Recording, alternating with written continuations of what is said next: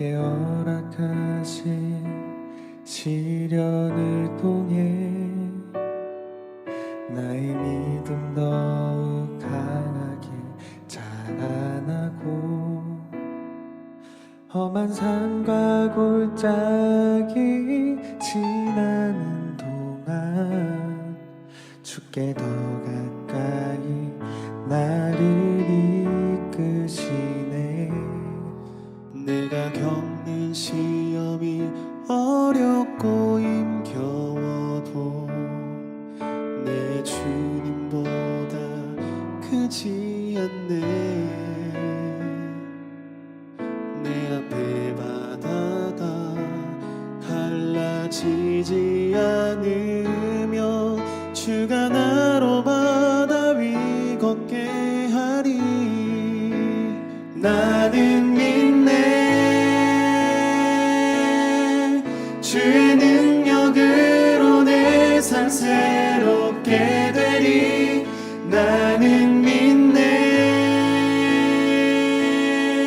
주의 능력으로 담대히 나가리라.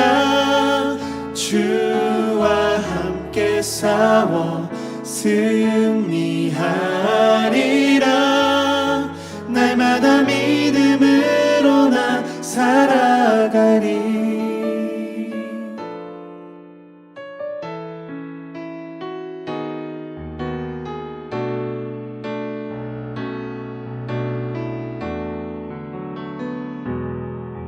내가 겪는 시험이 어렵고 힘겨워도 내 주님보다 크지 않네. 내 앞에 바다가 갈라지지 않으며 주가 나로 바다 위 걷게 하리. 나는 믿네. 주의 능력으로 내 삶 새롭게 되리. 나는 믿네. 주의 능력으로 담대히 나가리라. 주와 함께 싸워 승리하리라. 날마다 믿음으로 나 살아가리. 날마다 믿음으로 나 살아가리. 날마다 믿음으로 나 살아가리.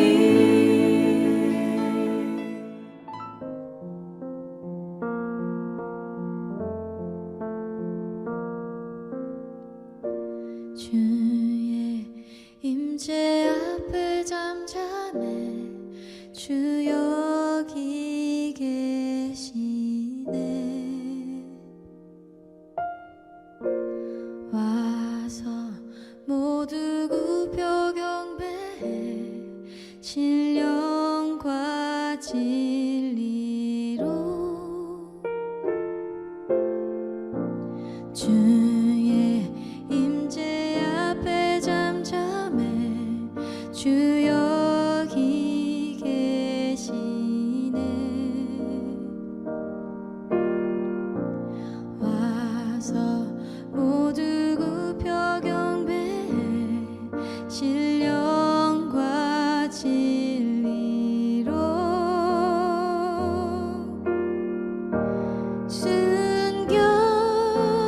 순결하신 주님 거룩한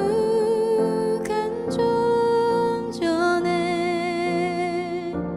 주의 임재 앞에 잠잠해 주 여기 계시네.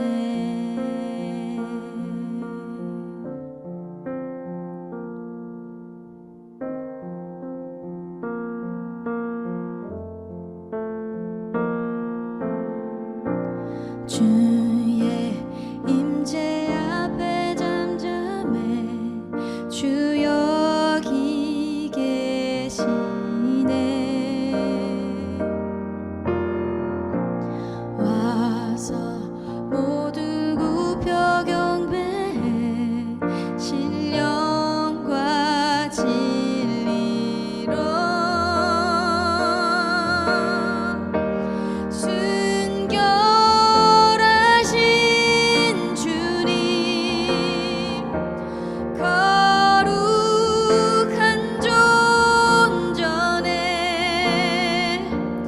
주의 임재 앞에 잠잠해 주 여기 계시네. 주의 임재 앞에 잠잠해 주 역사하시네.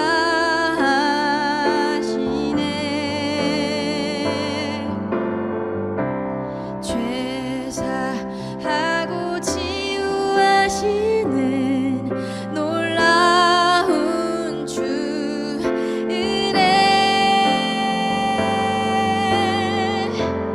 주 믿는 자에게 능치 못함 없네. 주의 능력 앞에 잠잠해 주 역사하시네.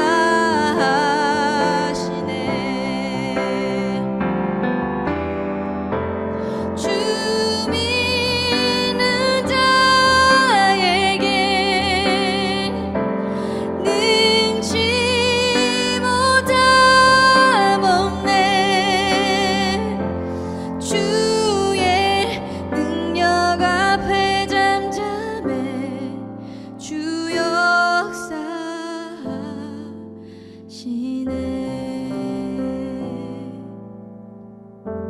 주의 능력 앞에 잠잠해 주 역사하시네.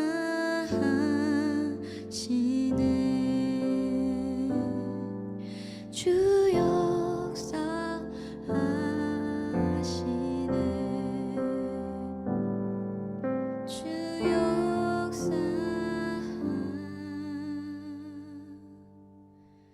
주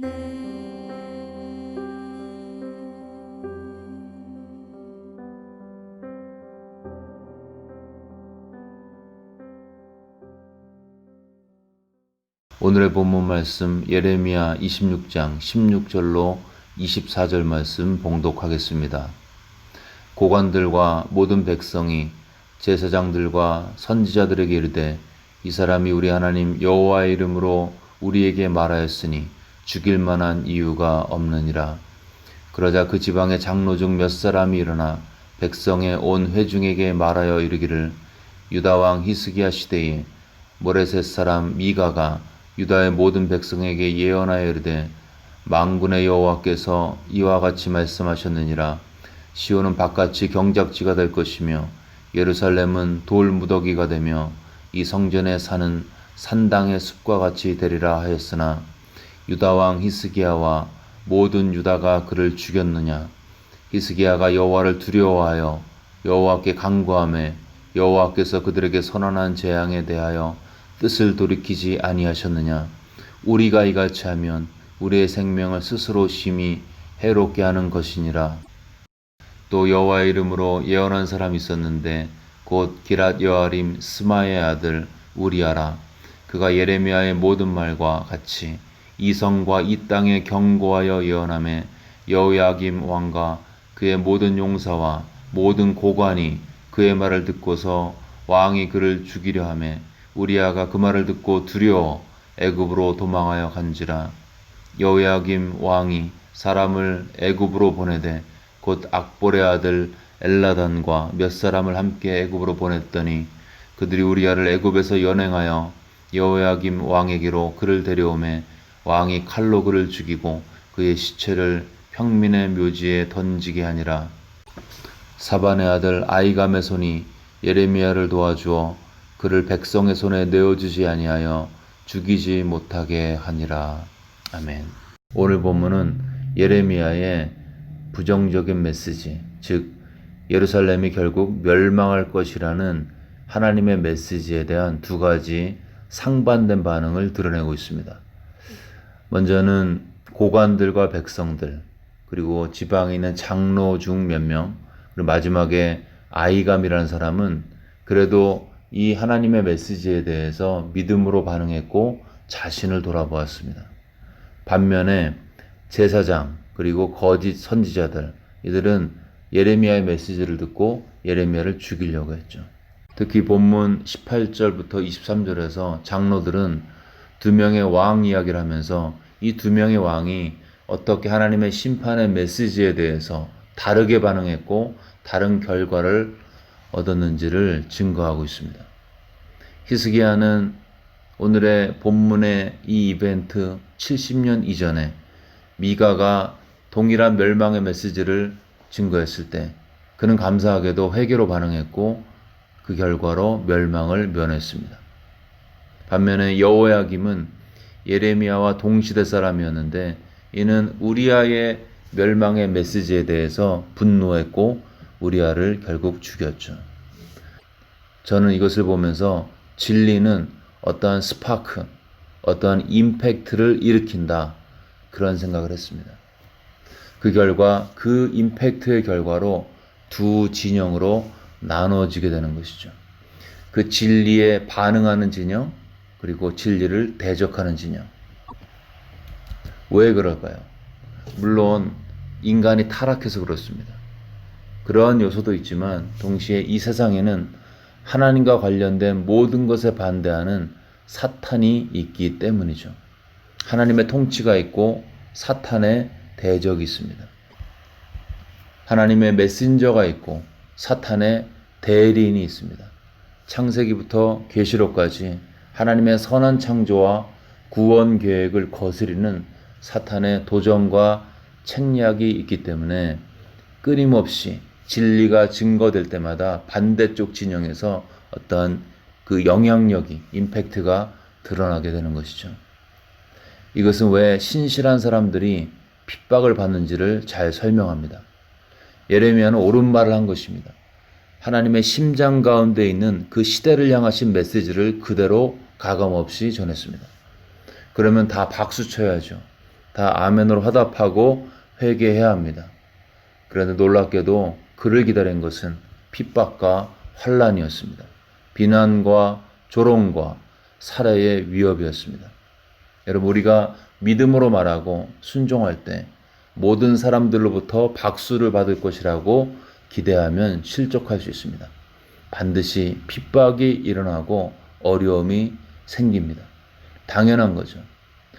오히려 모든 사람이 다 나를 칭찬하고 있으면 내가 타협이라는 잘못된 길을 가고 있을 가능성이 많습니다. 사람들이 나를 박해하였은즉 너희도 박해할 것이요. 주님의 말씀이죠. 세상이, 사탄이 예수님을 박해했다면 예수님의 제자인, 예수님처럼 생각하고 예수님처럼 말을 하고 예수님처럼 선포하는 예수님의 제자인 우리들 그냥 둘까요? 반드시 핍박이 있습니다. 예수님처럼 살려고 하면 할수록 더 큰 핍박이 따라오게 되어 있습니다. 여러분, 진리는 일시적인 갈등을 불러올 수 있습니다. 믿음으로 살려고 할 때 오는 어려움을 당연히 여기고 예수 이름으로 인한 핍박받는 것에 합당한 자로 여김을 기뻐하면서 낙심하지 마시기를 주의 이름으로 축원합니다. 그러면 사람들은 왜 부정적으로 반응할까요? 하나님의 진리의 말씀이 증거되면 믿음으로 화합하고 회개로 반응해야 하는데 왜 하나님의 메시지를 대적할까요? 첫 번째 이유는 자신을 돌아보는 일에 실패하기 때문이죠. 여러분, 말씀을 들었으면 그 말씀을 내 삶에 비춰봐야 합니다. 거울 앞에 선 것처럼 말씀에서 이렇게 이야기했는데 나는 어떻게 살고 있는가? 내 아내가 어떠한가? 나하고 불편한 관계에 있는 사람이 어떤가가 아닌 내 상태가 어떠한지, 내 얼굴에 어디에 얼룩이 묻어 있는지, 자기 성찰이죠. 하나님 앞에 조용히 나가 내 자신이 목회자로서, 성도로서 어떤 상태인지를 살펴보는 고요한 시간. 이 시간들이 없으면 우리의 눈은 멀게 되어 있습니다. 그저 들리는 대로 부화내동하고 그 결과 열심히 하는데 남는 게 없습니다. 진리에 눈이 멀었기 때문이죠. 왜 우리가 부정적으로 반응하는가? 두 번째는 말씀의 기준을 기억하는데 실패할 때 그렇습니다. 어떤 메시지를 들었으면 그 그 말씀이 기록된 하나님의 말씀과 일치하는지를 살펴보아야 하는데 거기에 실패하는 거죠. 베레아 사람은 데살로니가에 있는 사람보다 더 너그러워서 간절한 마음으로 말씀을 받고 이것이 그러한가 하여 날마다 성경을 상고함으로 이들은 날마다 성경을 상고했습니다. 베레아 사람들은 설교를 들으면서 이것이 그러한가라고 생각했죠. 왜냐하면 이전에 그들이 생각했던 것과 뭔가 다른 내용들이 본인들의 관념과 선입견과 다른 내용들이 증거되고 있었거든요. 보통 이럴 때 우리는 내 생각이 맞아, 내 입장이 맞아 하면서 자기 입장을 고수합니다. 내가 맞다고 주장하는 거죠. 기준이 뭔가요? 나 자신이고 내가 가지고 있는 생각이 기준입니다. 근데 베레아 사람들은 그렇지 않았습니다. 그들이 붙든 것은 자신의 생각이 아니었고요. 그들이 붙든 것은 성경 말씀이었습니다. 내 생각과 맞지 않는데, 내 신앙과 맞지 않는데, 내 관념과 맞지 않는데, 내 경험과 맞지 않는데, 그랬을 때 우리가 달려가야 할 곳은 하나님의 말씀이고요. 그 말씀을 상고할 때 진리를 알 수 있습니다. 그들의 기준은 말씀이었고 그들은 믿음으로 승리했습니다. 왜 바른 메시지에 부정적으로 반응하는가? 자신을 돌아보는 데 실패하고 말씀의 기준을 놓치는 것을 이야기했습니다. 그런데요, 이 두 가지 이유를 실패하는 좀 더 근원적인 이유가 있습니다. 그것은 내가 집착하고 있는 것이 내 눈을 가릴 때 실패합니다. 제사장과 거짓 선지자들, 이들이 그렇게 예레미야에 대해서 분노했던 이유, 그것은 자신들이 이야기하는 메시지하고 예레미야가 증거하는 메시지가 완전히 반대였기 때문이었습니다. 자신들은 괜찮다고 얘기했는데 예레미야는 망한다고 한 것이죠. 만일 예레미야의 말이 사실이면 그들의 기득권, 즉 하나님의 메신저로 또는 종교 지도자로서의 특권과 존재 기반이 다 무너지는 것이죠. 이 종교 지도자들이 붙들고 있었던 것들이 있었는데 그것은 진리가 아니었습니다. 그들은 자신들이 누리던 특권을 붙들고 있었고 그 집착이 진리를 보는 눈을 멀게 한 것입니다. 여러분, 내가 붙들고 있는 그 무엇이 있으면 실체적 진실은 왜곡될 수도 있습니다. 그렇다면 진리를 알려면요, 내가 붙들고 있는 것, 내가 집착하고 있는 것들을 내려놔야 합니다. 머리가 희어지고 나이가 드신 어르신들의 말씀을 잘 들어야 하는 이유가 바로 이것입니다. 여러분, 나이가 들수록 욕심들이 점점 약해지게 되어 있습니다. 그럼 진리를 더 객관적으로 잘 알게 되죠. 어르신들 말씀 잘 들으면 실수할 가능성이 적습니다. 부자 청년은 탐심을 붙들었고요. 그래서 예수님이라는 진리를 떠났습니다. 반면에 침례 요한은 예수님을 명확하게 보고 증거했죠. 왜냐하면 그가 살던 곳이 그가 다 내려놓을 수밖에 없었던 광야였기 때문이었습니다. 여러분, 진리를 바로 아는 비결, 그것은 내가 붙들고 있는 거, 집착하고 있는 거, 내 자존심, 내 생각을 내려놓는 것입니다. 진리를 돌아보는 데 실패하고 말씀의 기준을 기억하는 데 실패하고 또 근본적으로 내가 무엇인가를 집착하고 있으면 우리는 진리를 왜곡할 수 있습니다. 특별히 부정적인 내용의 진리는 내 생각을 붙들고 있는 사람들에게는 불편함과 분노를 유발할 수도 있습니다. 문제는 하나님의 말씀은 우리에게 위로도 주고 교훈도 주시지만 책망과 바르게 함과 의로 교육하는 기능이 있다고 말씀하고 있습니다. 긍정적인 내용도 있지만 부정적인 내용도 있다는 거죠. 너는 하나님 안에서 이러한 축복을 받은 자야 라는 위로의 말씀도 분명히 있지만 은혜를 받은 자로서 마땅히 살아야 할 것이 있지 않느냐라는 말씀도 있습니다. 여러분, 항상 나를 위로하는 말씀만 골라 듣고 골라 암송하고 골라 묵상하고 골라서 붙여놓으면 잠시는 편할 수 있습니다. 근데 그게 위험할 수도 있습니다. 저도 암송구절 같은 거 고를 때 자꾸 그런 축복의 말씀만 하게 되더라고요. 조심해야겠구나. 여러분, 어떤 말씀을 듣거나 큐티했을 때 그것이 기분 나빠도 옳은 말씀이면 아멘으로 화답하시기를 축원합니다. 어쩌면 그 기분 나쁜 메시지가 나를 살리는 생명의 음성일 수도 있습니다. 잠시 지적당해서 기분 나쁘지만 그 회개와 돌이킴은 나와 공동체를 즉시 살리죠. 그냥 회개하는 자에게 언제든지 복음의 은혜는 스탠바이 하시기 때문에 하나님의 호의와 회복을 체험케 하시는 나를 살리는 메시지가 되는 것입니다. 물론 또 다른 극단으로 가서 늘 책망받는 메시지만 듣고 있으면 안 되죠. 성령께서 필요한 대로 때로는 위로의 메시지, 때로는 책망의 메시지를 주십니다. 그것이 위로건 책망이건 주님의 음성이면 둘 다 우리를 살립니다. 하나님은 그렇게 좋은 분이십니다.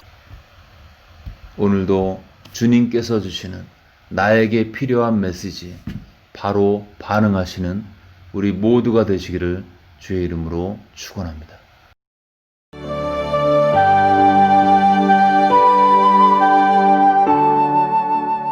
이 시간 들은 말씀 붙들고 함께 기도하겠습니다. 우리도 예수님처럼 믿고 예수님처럼 살고 예수님처럼 선포해서 예수님이 고난당하신 것처럼 우리도 이 죄악 많은 세상에서 의를 위한 고난에 동참하게 해달라고 기도하겠습니다. 또 그래서 우리 삶 가운데 또 세대를 향하신 주님의 음성이 바로 분별되어지고 또 믿음으로 반응할 수 있도록 도와달라고 들은 말씀 마음에 새기면서 함께 기도하겠습니다.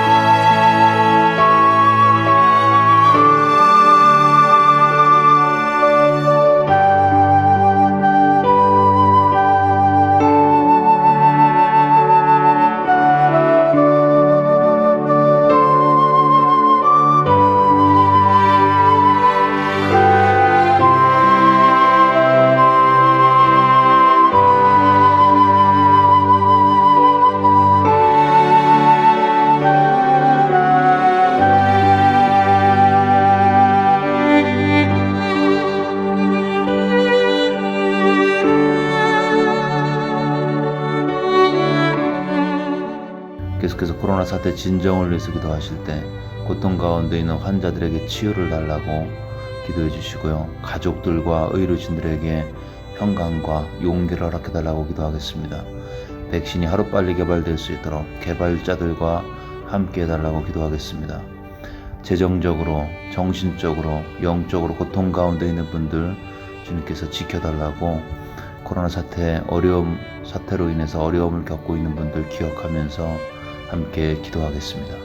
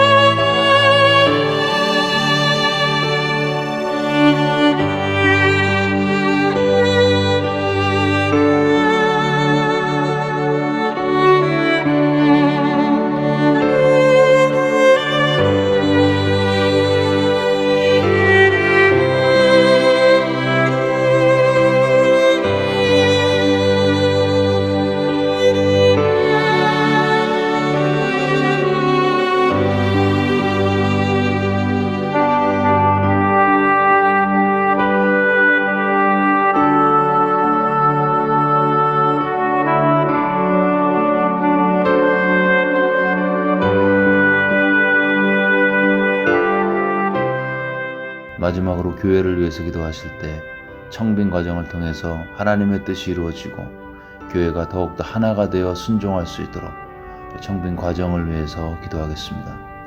또 그동안 신실하게 귀한 사역 감당하신 최 목사님과 사모님의 삶에 성령 충만함과 또 인도하심을 달라고 기도하겠습니다. 또 교회가 세상에 복음의 메신저로 쓰임받을 수 있도록 도와달라고 우리 교회 공동체를 기억하면서 함께 기도하겠습니다.